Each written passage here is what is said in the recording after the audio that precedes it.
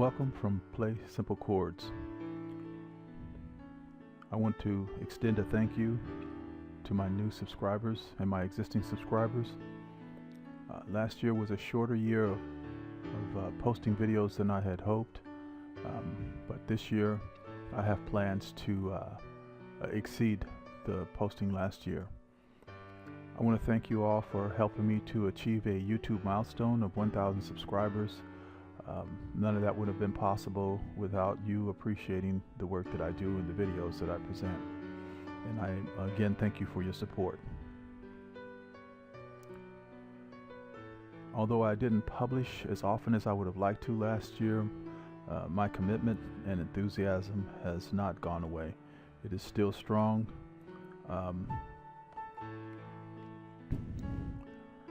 Sometimes life events gets in the way, and it prevents you from doing some things that you had planned. And certainly last year was a challenging year for me, but this year I believe it's going to be better, and my intent is to publish more frequently and publish content that will help you achieve the goals that you want in terms of learning how to play gospel music on the piano.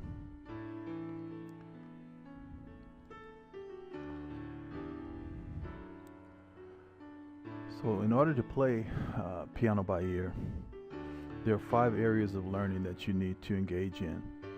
And on my channel, I have covered some of them already, and I will be covering additional subjects in upcoming videos. So I invite you to stay tuned for that. There are things that you need to know. Like if you've ever picked out a simple song on a piano without notation, you're playing by ear.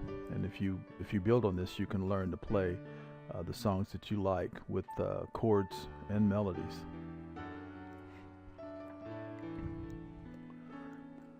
So of the things you need to know, there's some concepts and theories that you need to know. You need to build on a foundation of musical knowledge so that you can continue to grow. You need to play songs that are at your level and be hungry so that you can keep learning and continue to be motivated to learn.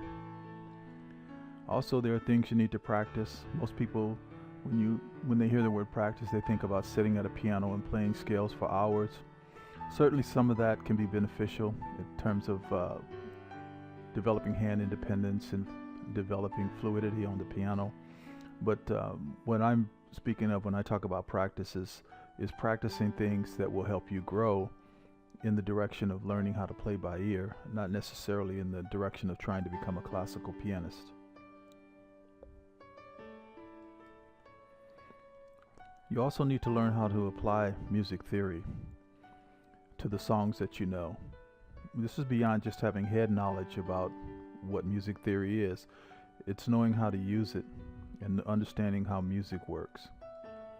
You need to learn to play from lead sheets, be able to interpret chord symbols, learn common chord progressions and distribute notes between hands, or how to do that, and be able to play chords and melody. Now there's basic music theory, there's intermediate music theory, and advanced music theory, and those are just definitions that are used for convenience. The levels of knowledge that you would have depends on what it is you're trying to do with music. There's a certain kind of knowledge you have to have for playing gospel. There's a knowledge you'd have to have if you want to play classical music, or if you want to play jazz or pop music. But certainly you can divide music into the basics, the intermediate level, and the advanced level. And if you look at that, there's a whole host of things that you would need as a foundation in music. Just knowing the names of the notes on the piano and the names of the notes on the grand staff, not necessarily converting that into being a sight reader, but certainly you need to know what the names of the notes on the keyboard are and where they exist on the lines and staffs on a piece of sheet music. You need to learn your basic scales, which would be your major and minor, and then I throw the blues scale in there as well, because you'll run across fragments of that a lot in gospel music. So that's kind of a foundation scale along with your major and minor that you need to know the structure of. And then there's chord symbols and triads, 3-note chords or 4-note chords, and inversions and scales, and the circle, the fifth, the number system. All of those are kind of the foundation things. And then as you move on from there, you begin to be able to play 2-hand chords, rootless chords, slash chords. You get into your altered chords, the chords of the modes. You start learning basic licks and patterns and voicings. And then when you move into the advanced stage, you start using chord substitutions, what's called upper structures, which is one type of triad in the right hand and another type of triad in the left hand to give you your altered chord sounds. You have secondary chords, passing chords. You get into some advanced scales too, your altered scales, your diminished scales, and then you start learning melodic runs and licks. So all of that is your basic knowledge that you need to have in order to grow as a musician. There are also things you need to do. Now when you look at that list of things you need to do, you need to be able to play what you've learned. And this is part of encouraging you to enjoy the journey. Play the songs that you like, play the songs that you've learned, play them at the level that you've learned them at, and play them often. You'll find that playing these songs will help you develop muscle memory. Create a list of songs that you can play from memory at whatever level you know them. Play them daily, and again, they will help you to develop muscle memory and to be able to play what you hear, because you'll start hearing and feeling these chord progressions and where they exist under your fingers on the piano. Also want to learn from multiple sources. I hope my channel is beneficial to you, but don't let that limit you. There are books and videos, there's other musicians that you can learn from, there's other sources on the internet that you can learn from. So be hungry. Access other internet sites, develop a sense for what you need to learn, and seek it out. Seek to learn new skills, and don't be discouraged by the challenge. Learn different styles of music. The internet can be your teacher if you know what you're looking for. And then we move into things that you need to practice. And in here, you need to practice what you don't know, because that's how you grow. If all you do is play what you know, you're not really going to grow. You need to start playing and stretching to play things that you don't know. You need to practice patterns, scale runs, chord voicings, progressions, licks, and so forth. Use these things to make practicing interesting. Practice these new elements in short musical sentences, not songs, but use them in phrases or passages, like applying them over the circle of fifths in different keys, or applying them scale-wise in each key, or applying them in different intervals. You might move them up in thirds, or move them up in fourths, or move them up in fifth. But try to make it interesting so that it's not just a mechanical exercise when you practice. And of course, cannot be overly emphasized. Practice what you learn in the 12 major keys.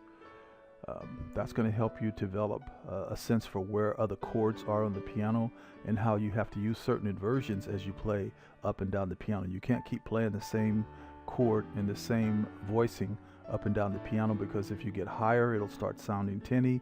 If you get lower, it may start sounding muddy. So you'll start learning inversions as you begin to practice your songs in the 12 keys.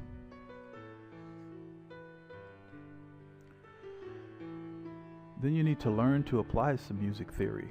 And again, I had mentioned this, it's beyond learning. It's you need to learn how to use this stuff to make music, so that you not just have what they call book knowledge. You actually are able to apply this to songs that you are learning and songs that you know. So you want to take it from scales and intervals to be able to begin seeing chords and patterns and progressions. And you want to go from just understanding what a mode is to knowing how to use it for chords and melodies. And then you want to go from just playing scales to being able to see phrases and licks and runs, rhythmical patterns and stuff that are all part of it. and then you want to learn to play from a lead sheet. And this is really a real secret to learning how to play by ear. This stuff doesn't exist in a vacuum. People don't just sit at the piano and then all of a sudden mysteriously learn how to play a chord. They have some foundational knowledge, and then as they build a song vocabulary and they build a song repertoire, they use books like lead sheets, because they can show you the chord progressions in a song as it relates to the melody. And you can either read the melody line, or you may know the melody line, so you can play that melody out, and then this will show you what chords are being played over the melody of the song. So if you know basic music theory, you can play all the songs you like. And through this process of learning how to play from a lead sheet, you'll begin to learn how to interpret chord progressions and chord symbols, and add that to your musicianship. So, like I said earlier, I have not posted last year as much as I want to. I thank you to give a thank you to those who stuck around to the end. I will be posting new videos this year, and my goal is to post new every week. And if there's a series, it may even be more frequently than once a week. But I have a whole host of tutorials in mind to play for you.